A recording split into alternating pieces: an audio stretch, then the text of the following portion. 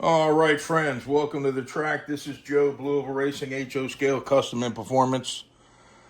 I have cleaned up a little bit. Not a whole lot. I'm kind of thinking about shoving this whole table against the wall. I have enough room to scoot between the wall and the table. I don't need that. So I ordered some of those super duper heavy duty furniture moving things. Those pads you put under legs to slide stuff, but these are pretty big. So I think they will work on this situation.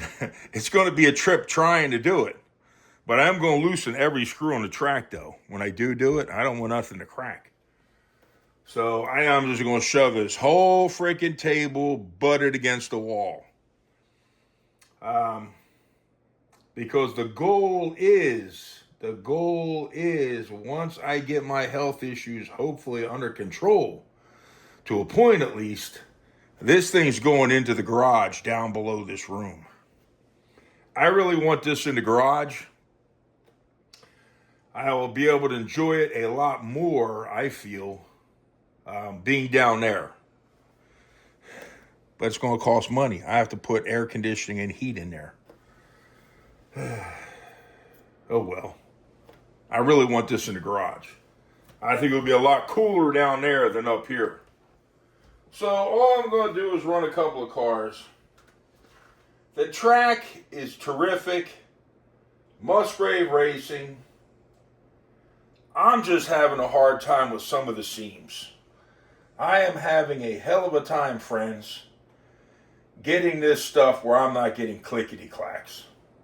They all don't make the noise. I have a few that I do get clickety-clacks on, and I don't like that. Oh, Willie sent me the timing system. It came in the mail this past Thursday. Today is Sunday. So I'm going to run a couple of cars. That's all I'm going to do, run a couple of cars. And tomorrow, my wife has plans for us. She wants to, that's going to be a challenge. She wants to power wash all the walkways in the driveway.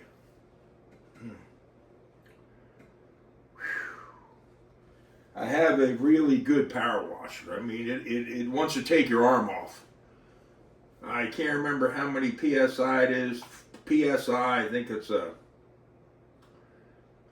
4800. I get a heavy duty commercial one. The nice thing is I have the little wheelie attachment, big stainless steel circle that has wheels on 4 sides, that has the spinner inside. So you hook your wand extension up to that.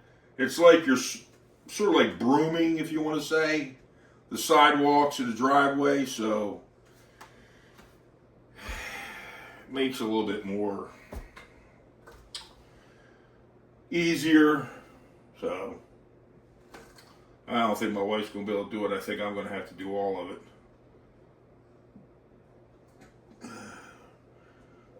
She does try to help, though. It's going to be a challenge for me in my situation to do it, though. But I'm going to do it. I'm going to get it done tomorrow on Monday. She would like to have it done. She said if we could do it, we're going to do it. Enough of that. Tomorrow is power washing day on the sidewalks and driveway. All right, so this is a Rooster Racing built chassis. It's a 6 ohm. I'm not sure if they were 5.8 ohm. Economy balanced can motor. I actually bought this from Steven. I consider my Rooster Racing's, what the hell would you say it? The first edition or first, what's the name I'm looking for? First release, whatever.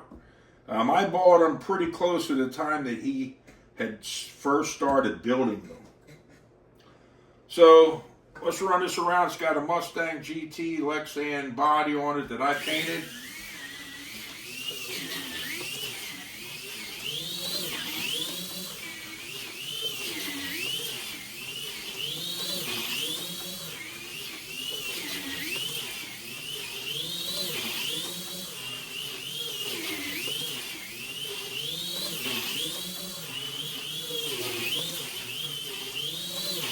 sounds like it's got a supercharger on it with that whine.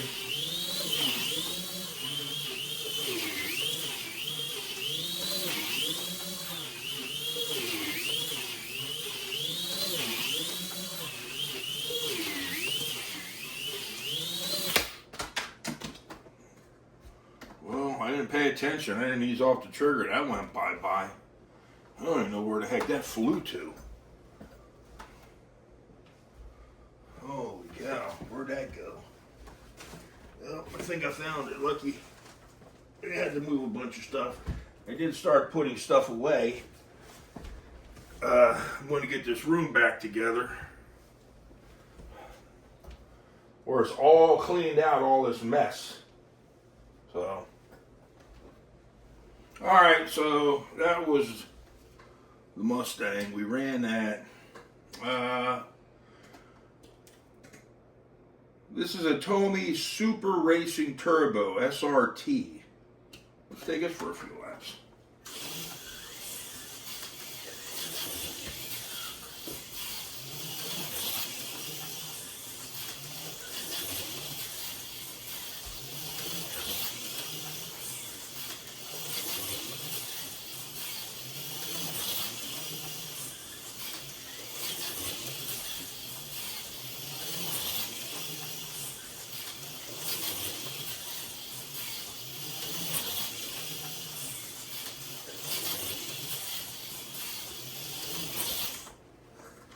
I don't have any fancy controllers. I have this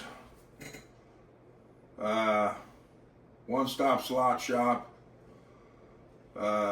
controller that has the adjustable brake. $100. Was it the OS3 Lite B? I think it is. I think the Lite OS3 Lite is the $79 one, and then the OS3 Lite $79, and this is the OS3 Lite, I think B they call it, adjustable brake. I'm going to purchase 2 more of these, well actually 3 more, and I want to purchase one better controller for myself.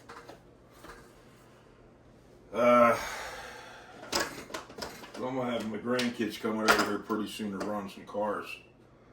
As soon as I get the crash barriers up, I ordered the brackets for that. I ordered another power source.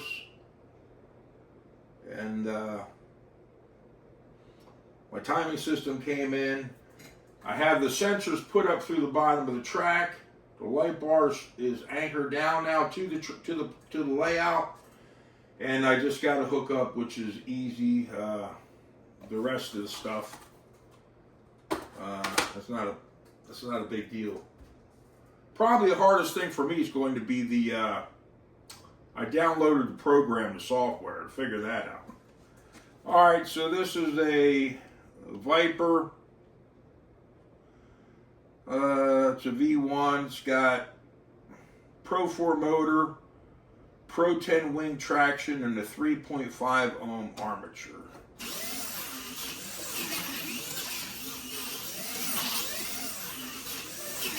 These things scoot pretty good. They're definitely worth building.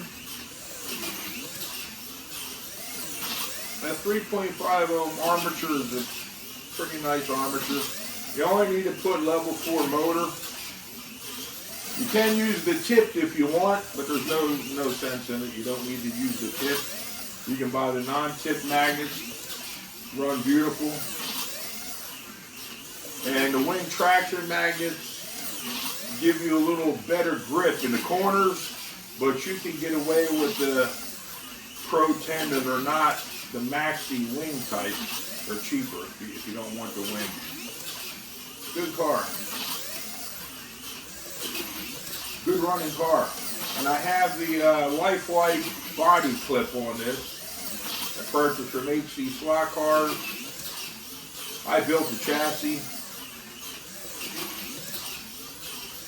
I'll tell you what, the parts just keep, cars are getting more expensive and more expensive in the performance world. Prices just keep scooting up. Viper and HC slot cars. I mean, everything's going up. Well, prices are going up on that also. This is a Tyco I built. It has a 3.5 ohm balanced armature. Dynamically balanced. I can't remember the magnets. Full upgrade on the motor and traction. I don't remember what the heck level they are. It slipped my mind. I got a Razor front end and double flange rear 2.50 rear hubs. Not sure the tire size, but this is a Tyco 440x2. Scoots pretty good.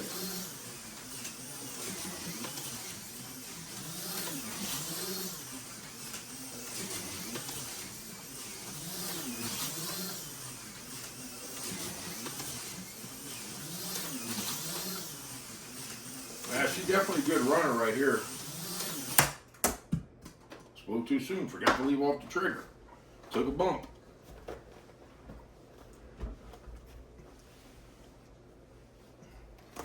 Tyco 440 times 2.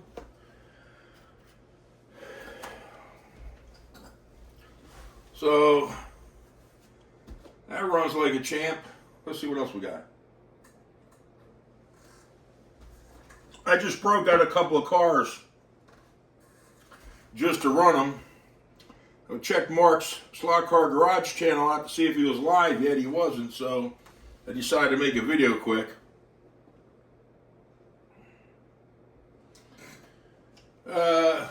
Mega G. Not Mega G Plus, Mega G. Can't remember. I did a little performance work on this years ago, but I can't remember what it was. Sorry about that. I'd have to tear it apart, wring out the armature to see what ohms it is. I'm almost positive I upgraded these traction magnets.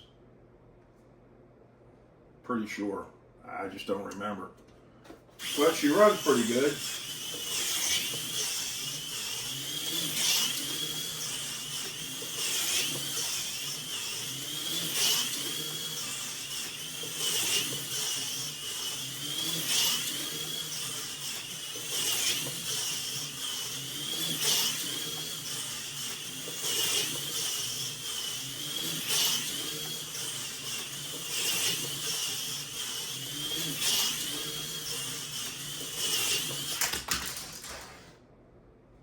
Alright. Another Rooster Racing purchase from Steven with the Lexan body on it, the Golf paint job and sticker.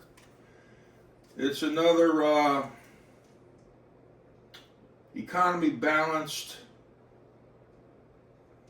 can motor. Like I said on this, I'm not sure if it rings out 6 or 5.4. I'm not sure. I haven't taken any of the ones I purchased from him apart, the can motor, to do any ringing out or anything on the armatures, but it screws pretty good.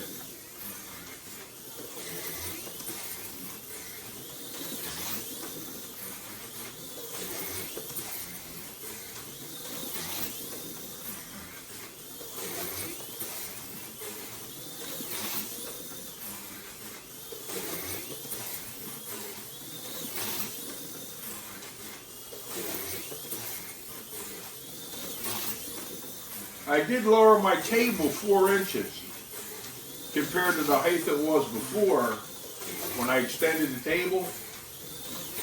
I used to have that thing over there with the drawers on it that's like a Rubbermaid sort of, but it's from the medical field. It's used in the surgery center. Under the table where I had drawers I could pull out to put stuff in. It won't fit under their table no more. So that's going to go bye-byes. Then I got another thing down there, a cart that holds IVs, which I'm kind of thinking I'm going to keep that, just get rid of that IV holder thing, and I can put my laptop on that thing and wheel it around. I don't know, we'll see. That's from the medical field. And Well, just a little bit more cleaning up to do. All right, enough of that. I got off track somehow. All right, so it runs very well. These next two cars I built are Super 7s. They're a fun, simple car to build. Gosh, she's got to be the easiest car to build. You got to buy the parts from HC Slot Cars. The bare chassis are like $6 a piece.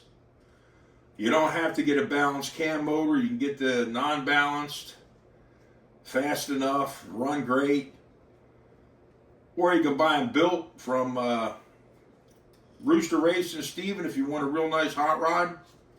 Or even HC Slot Cars. Terry over there, he has cars he builds and he sells them on his site. But I took this cam motor apart and put a 3.5 ohm armature, factory balanced, and tweaked the end bell on both of these cars right here. One is called Nightmare. Looks like something from a Halloween horror show. And I didn't give this one a name. Both of these cars are built the same. The only difference is rear tires. One has albino, one doesn't have albino. And that's the only difference. And different color chassis. One's red, one's blue. They both have the 3.5 ohm factory balanced armatures with lightly tweaked end bells by yours truly. So let's run these. These scoot very well. Now this particular car I'm running right now, I increased the front tire size. I had smaller front tires on this car. And I ran it on my AFX track. And it ran pretty fast. But when I put it on this track, it just did not have the oompa. I increased the front tire size a pinch, and it runs like night and day.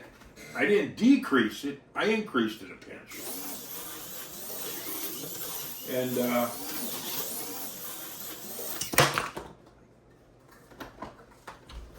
runs pretty doggone good.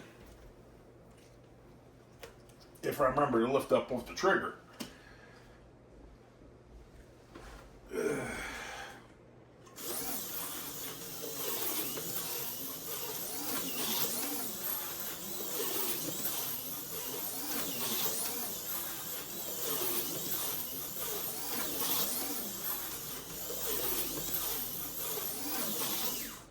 And what's nice is, on my driver stations I got from Willie, Musgrave Racing, he built, they're $50 a piece. You flick a switch, each one has a switch. Flick the switch, take the car, turn around, and now you can run it the other way. 2 tracks in one.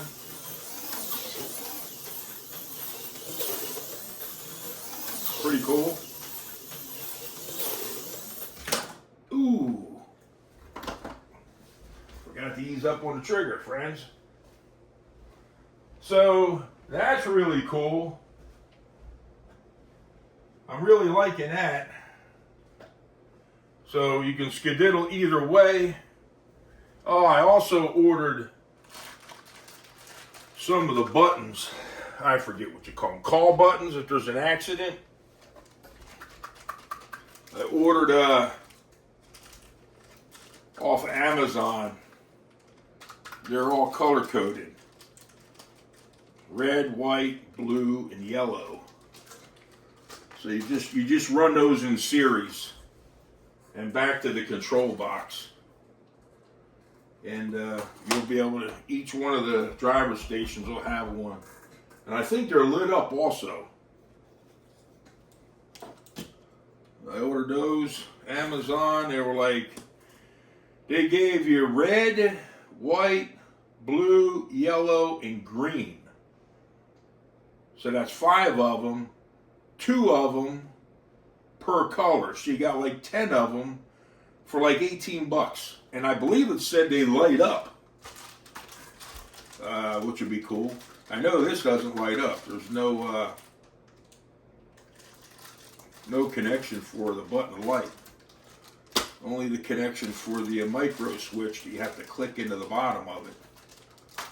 So, alright, so this is the other Nightmare, Bad Dream. I'm still deciding on exactly what name to call it. It's got the 3.50 that I put in the can motor, and the lightly tweaked end bell. Oh, I forgot I had the switch going the opposite way. Yep, flick the switch, and we'll go back this way.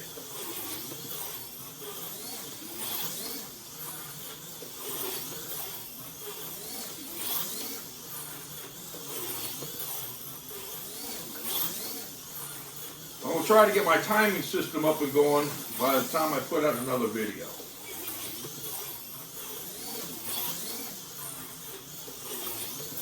Like I said, the hardest part for me is going to be figuring out how to operate the doggone thing. Can't be that bad.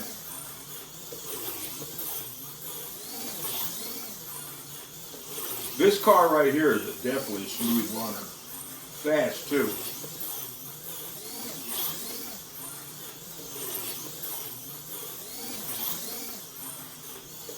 I have this one dialed in just right.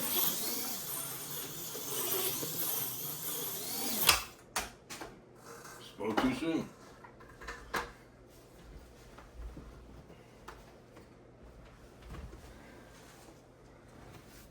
So that's it for running a few cars. Friends, I have quite a few of you out there been asking about my health situation. I really appreciate it. I really do. I don't like to talk about it because I figure it's boring to some people. You know, and then you get a lot of people out there on YouTube, they don't want to hear that kind of crap. They don't want to hear your health problems. But I'm going to say a little bit anyway. So if you don't want to hear about my health issues, you need to just turn the video deal off now and zip over to somebody else's channel. But my health issue started as a bump, a lump, about the size of a golf ball, half a golf ball, sticking out below my kneecap, further down the leg, outside of the fibula bone. And I had banged my leg a couple times in that area. I thought it was an issue for me hitting my leg. I would hit it on my trailer, I pull up my truck. Metal trailer deal. And so this lump formed, and finally I said, you know what, every time I do tap this thing it hurts. Went and had an MRI done on it. The MRI came back saying it was a hematoma, a fluid filled sac basically.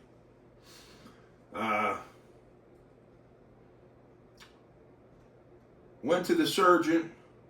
He said, well, you can just leave it in there, you don't have to take it out. It's not going to hurt nothing. I said, no, I want to get it out. I mean, because if I bump this damn thing, it hurts. I'm tired, and I don't want to walk around this damn lump on my leg. So, scheduled a surgery. He was a,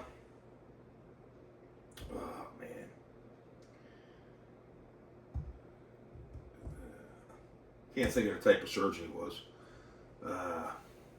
Anyway, he wasn't a specialist in cancer. He opened the leg up, and he never seen nothing like it. Didn't know what it was. He removed it. He removed as much of it that he thought needed to be removed. And at first he wasn't going to send it out to pathology. Luckily he did. And came back a type of rare cancer, a type of sarcoma. So that was in, I think, end of April or May. This past end of April or May. I said, oh, great. So went to a couple other specialists after that disaster was taken out. and kind of the stuff they wanted to do to me because of it was, I couldn't handle their bedside manner, the way they talked and treated me. You know, there was no hope. You know, the only thing was dwelling was death in the future. All of us have death in the future, but mine sooner than later. So I finally said, oh, hell with this, you know. And I kept hoping that it wouldn't come back in my leg. But the problem is, it's in your body. It's just not, this type of cancer is not necessarily in this one location. But once it's taken out the wrong way, it opens up a big can of worms. It opens up your percent chance of living for X amount of years, and all that stuff, compared if it was taken out right. So, make a long story short, my wife did not want me to give up, so she researched, and MD Anderson is one of the best cancer facilities you can go for this type of cancer I have. All cancers, they're experts. Really good. You have other places also, but they're very good. But as far as the sarcoma type cancers, they're very, very good also. So that's why I've been going down there. The cancer's back in my leg. It's like 3 times the size it originally was. It's in my system. Make a long story short, thank God, and that's really the only person I could thank. And thanks to everybody who sent prayers my way. It likes the lungs, and it has not made it to my lungs yet. If it did, it's just a matter of time. You're going to be dead. That's the only way I can put it. There's nothing they can really do. Did not make it to my lungs, so I had a CT scan with and without contrast of my chest. Nowhere's in my lungs, in my chest. I had a full body CT scan with and without contrast. I had a full body from head to tippy toe PET scan with and without contrast on my body. Clear. So the only place it has reattacked is in the original place it was. So MD Anderson, I'm working with them, and I want to do my 5 weeks of here's what I have to do. I have to do 5 weeks of radiation 5 days a week to the area. Prior to starting the radiation, I have to have an infusion. I forget what it's called. It makes your immune system Superman. I mean, super duper immune system, where it's looking for the cancer in your body, the cancer cells, in your blood, in your body, wherever the hell it's all at. And it's going to try to attack it. Try. So I had to do an infusion prior to radiation. I need to have, every 3 weeks I have to have a infusion. For a year, except for one break. I had to have an infusion, start the radiation, have an infusion during the radiation, an infusion right after the radiation ends, go 1 month after the radiation, and stop the infusion 1 month, then go have surgery, which is going to be a real doozer. For me, it's a doozer because I'm worried about losing my leg. Yeah, you can live without a leg, but I'm 64 years old, and I don't know how the hell I'll manage, but I guess I could. So they're going to try to save my leg. And the surgery they want to do, it's a pretty complicated surgery because you're going to go around with, you're going to have no meat on the front of your leg no more.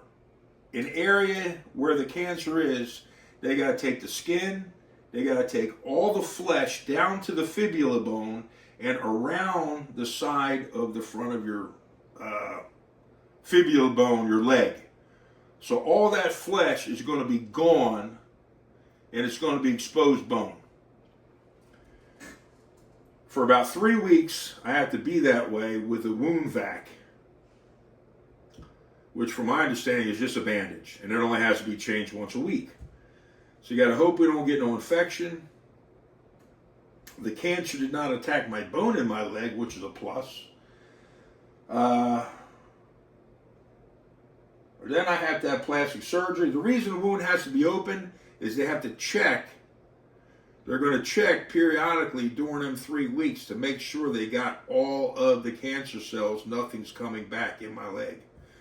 Before the plastic surgery is done on my leg,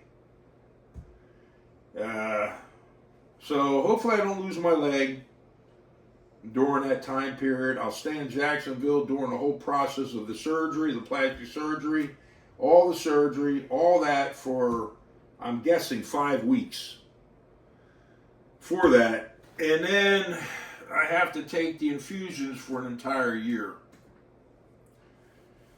And if the cancer doesn't come back in the first 2 years and attacks my body somewhere else, the first 2 years are going to be critical.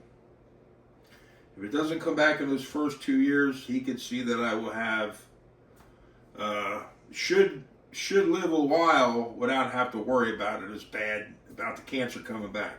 But the first 2 years are going to be the doozer. So I'll never have no fingernails again because I bite them all off because of this. And every 2 months I'll have to be scanned. And hope for the best. That is the deal. So my suggestion to anybody out there, if you have a lump, and MRIs do not always tell what it is. So if you got any kind of lump pop up and you can feel like you can move it around and it hurts if you bang on it, you know what I'm saying? Don't just take an MRI's word for it and a surgeon and say, hey, look, I want this to be sent out, a sample, this sent out to pathology. So at least it can be removed properly the first time, because if it's removed properly, if it's a type of sarcoma that I have, if it's removed properly the first time, your whole percentage of survivals are better. If that makes sense. Than if it's not taken out properly and it comes back again. Your whole percentage, well, you could live up to this many years, or, if you make it to this many, you could live to this many. This is a process that doesn't go away. I got to be checked for this stuff now for the rest of my life. Which, I'm 64 years old, so who knows how long I have. I mean, could die tomorrow from something. But that's my suggestion to anybody out there. Don't think those MRIs tell the whole freaking story, friends. And I'm trying to get my radiation therapy done up here close to home so I don't have to go down there and live 5 weeks for that. And all this has to get done soon as possible. So I'm working on that. So I'm not sure if I can get the radiation started up here next week or it'll be the following week. Well, it'll have to be the following week because I have to go get my first infusion in Jacksonville first. And I have all that lined up. So everything's got to be worked out, friends. It's kind of confusing. That's why I'll let my wife deal with it. She's the smart cookie out of the bunch. With that said, until next time, my friends.